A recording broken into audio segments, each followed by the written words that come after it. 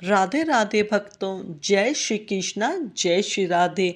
भक्तों, आज मैं आपको वैशाख मास का 10वां अध्याय सुना रही हूँ। ध्यान से सुनिएगा। श्री शिवजी जी महाराज ने ब्रह्मचर्य व्रत धारण कर लिया।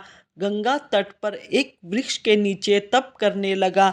दक्ष की पुत्री पतिव्रता सती ने राजा हिमालय के घर मेनका के गर्भ से पार्वती के रूप में जन्म लिया। वहीं पर उनका लालन पालन होने लगा। इसी तम समय तारकासुर नाम का एक राक्षस उत्पन्न हुआ, जिसने महातप करके ब्रह्मा जी से यह वरदान पा लिया कि वह देवता, राक्षस, नाग व मनुष्य किसी से नहीं मरेगा, परंतु रुद्र भगवान के पुत्र से मेरी मृत्यु होगी। राक्षस ने सोचा कि जब शिवजी के स्त्री ही नहीं तो पुत्र कहाँ से होगा, फिर मृत्यु ही कैसे हो सकेगी। इस कारण कह दिया कि तथास्तु। ऐसा वर पाकर तारकासुर ने सबको दुख देना आरंभ कर दिया।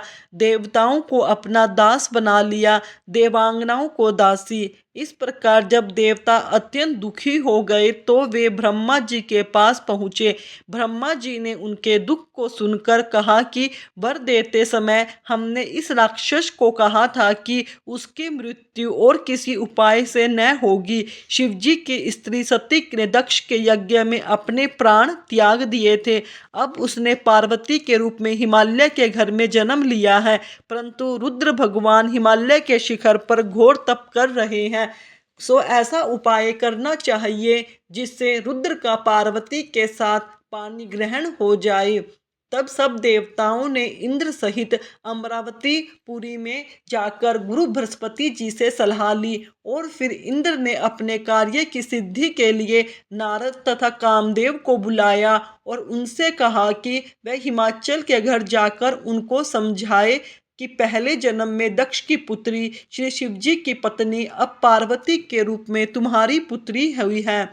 सती के वियोग में श्री महादेव जी के तुम्हारे शिखर पर तप कर रहे हैं, इसलिए तुम अपनी कन्या का विवाह उनसे कर दो, जिसे वहां जाकर उनकी सेवा कर सके, वही उसके पति होंगे। इंद्र की आज्ञा पाकर नारद जी को जैसा समझाया था वैसा ही करने के लिए चले गए और फिर इंद्र ने कामदेव को बुलाया कि सब देवताओं के हित के लिए तुम वसंत ऋतु सहित तपोवन में जहाँ रुद्र तपस्या कर रहे हैं जाओ और वहां पर वसंत का विस्तार करो, और जब पार्वती जी वहां पहुंच जाए तब धनुष चढ़ाकर ऐसा बाण मारो कि शिवजी मोहित हो जाएं। उनका संगम होने पर सब कार्य अवश्य पूरे हो जाएंगे। कामदेव ने ऐसी आज्ञा पाकर अपनी पत्नी रति को साथ लेकर तपोवन में वसंत ऋतु का प्रसार किया। एक समय श्री महादेव जी के पास जाकर उनकी सेवा करने के लिए पार्वती जी बैठी हुई थी कि तभी कामदेव ने पीछे की तरफ से वृक्ष की ओट में होकर शिवजी को बाण मारा तो शिवजी का मन चलायमान हो गया। कामदेव जी दूसरा बाण चलाने ही वाले थे कि शिवजी को यह विचार उत्पन्न हुआ कि उनके मन का चंचल होने का क्या कारण है, और जब उन्होंने चारों तरफ देखा तो कामदेव दिखाई दिया। क्रोध से अपने मस्तक से तीसरा नेत्र खोला तो उसी में से ऐसी अग्नि उत्पन्न हुई जिससे सारा भयभीत हो संसार भयभीत हो गया और उस अग्नि से धनुष सहित कामदेव भस्म हो गया। वसंत और रति भी भयभीत होकर भाग गए तथा पार्वती जी भी एक ओर डटकर खड़ी हो गई। तब स्त्री की निकटता दूर करने के लिए महादेव जी भी अंतर्ध्यान हो गए। हित के सिद्ध करने वाले देवताओं का कार्य सफल न हुआ, किंतु उल्टा ही अनर्थ हो गया। जो कोई साधुओं से दुष्टता करता है उसके साथ ऐसा ही होता है। इसी प्रकार इक्ष्वाकु वंश का राजा भी साधुओं को अप्रिय था, क्योंकि वह भली भांति साधुओं की सेवा नहीं करता था। इसलिए उसने महान दुख भोगे और बुरी से बुरी योनि में जन्म लिया एवं 7 जन्म तक कुत्ते की योनि में रहा। इसी प्रकार कामदेव ने शिवजी का अप्रिय करने से दुख उठाया। इति श्री वैशाख महात्म 10वां अध्याय संपूर्ण। भक्तों, यह थी 10वें अध्याय की कथा। कैसे भगवान शंकर को प्रसन्न करने के लिए कामदेव ने बाण चलाया और उससे क्रोधित होकर भगवान शिव ने कामदेव को भस्म कर दिया। यह था 10वें अध्याय का महात्म। भक्तों, यह वैशाख मास चल रहा है। इसमें हमें सुबह ब्रह्म मुहूर्त में उठकर और भगवान का नाम जाप करते हुए स्नान दान करना चाहिए और पूरा दिन प्रभु भक्ति में अपना जीवन व्यतीत करना चाहिए। तभी हमारे जीवन सफल हो सकेगा।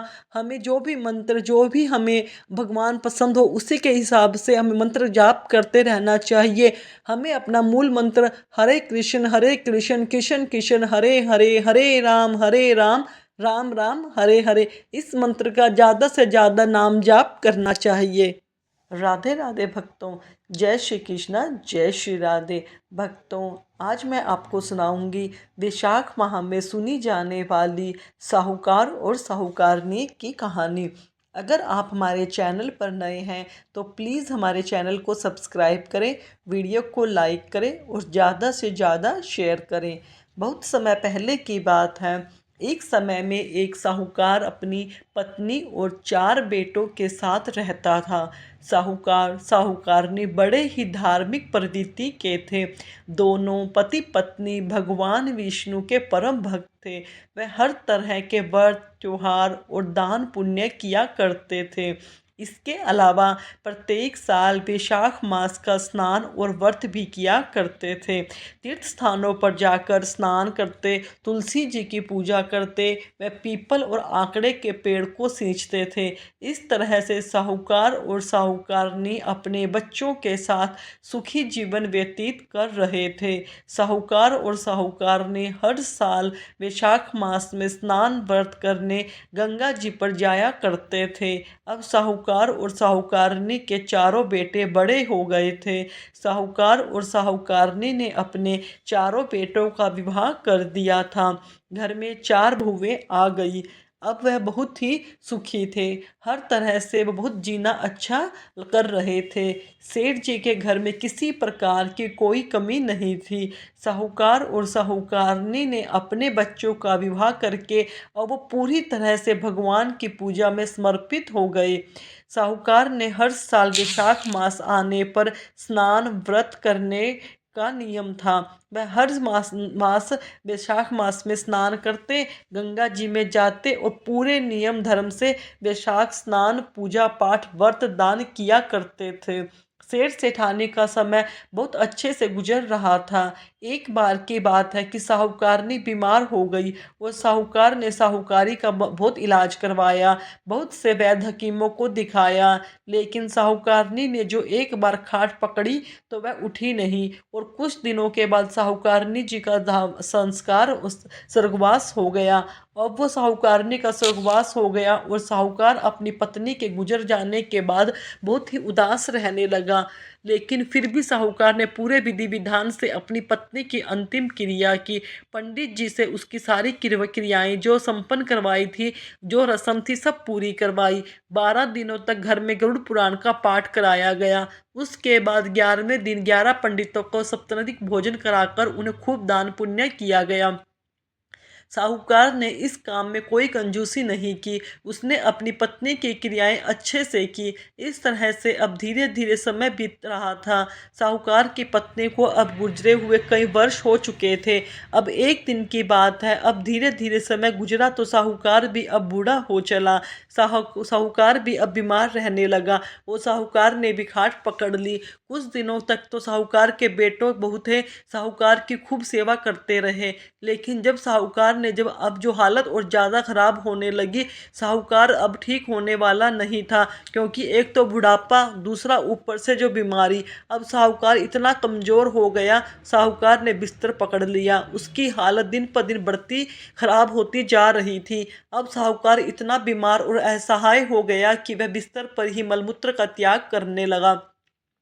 बहू बेटों ने जो जो अपना पिता को बिस्तर पर ही मलमूत्र करते हुए देखा तो उन्होंने अपने पिताजी की जो खाट कमरे में से आंगन में डलवा दी। अब जो क्योंकि पिताजी के सेवा कौन करे, अब मूलमूत्र साफ कौन करे, उनके लिए बड़ी कठिनाई का काम था।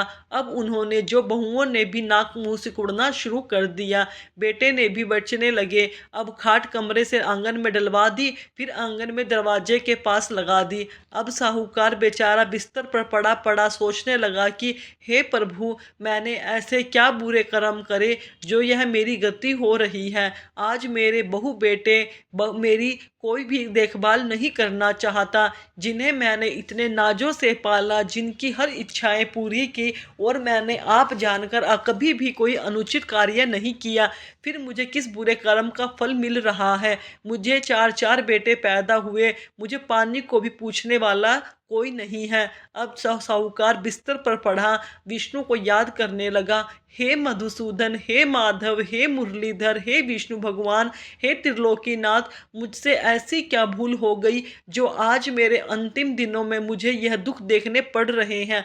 आज मेरा परिवार, मेरे पुत्र और बधू, मेरा कोई भी साथ नहीं दे रहा।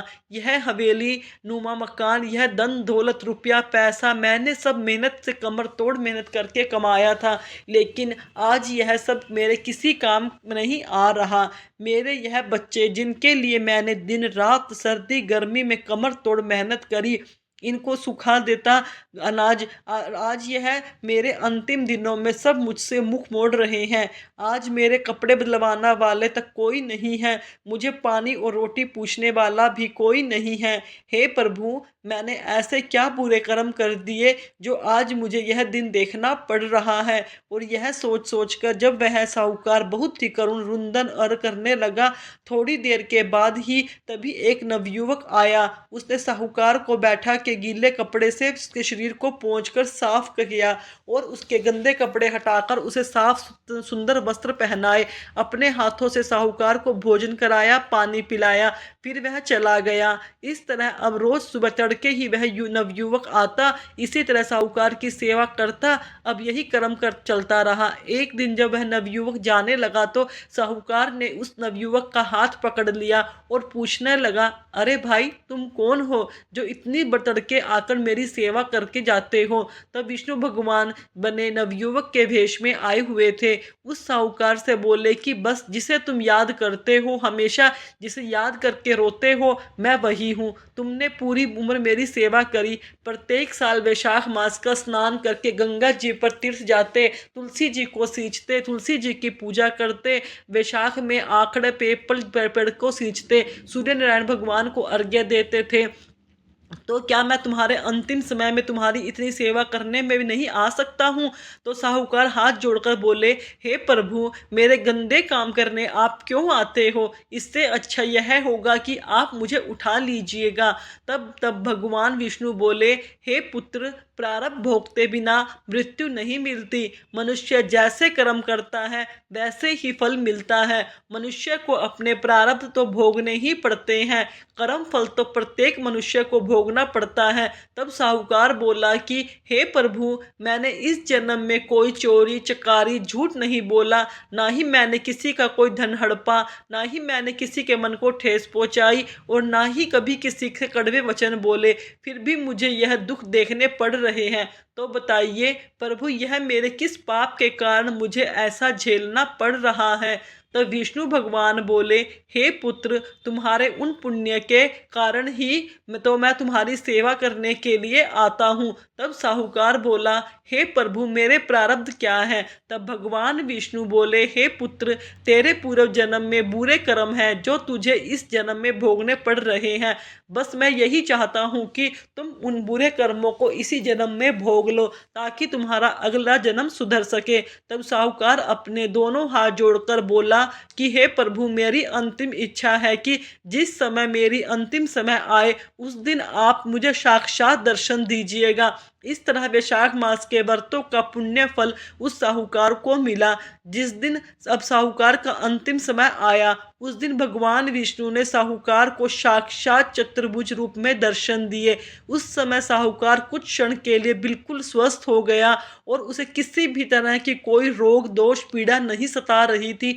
भगवान विष्णु के दर्शन करते करते ही उसके अंतिम सांस बड़े सुकून से ले ली और भगवान विष्णु को और माधव हे श्री कृष्ण भगवान, जैसे अंतिम समय में आपने अपने भक्त को साहूकार को दर्शन दिए, उसे अंतिम क्षण का भरी सांस लेने का अवसर दिया, वैसे ही जो यह कहानी सुन रहे हों, जो यह कहानी कह रहे हों, उन पर भी अपनी कृपा करना, उन्हीं से जो उनकी मनोकामना को पूरी करना। जैसे साहूकार के दोस्त वैशाख मास के स्नान का बहुत ही फल मिलता है।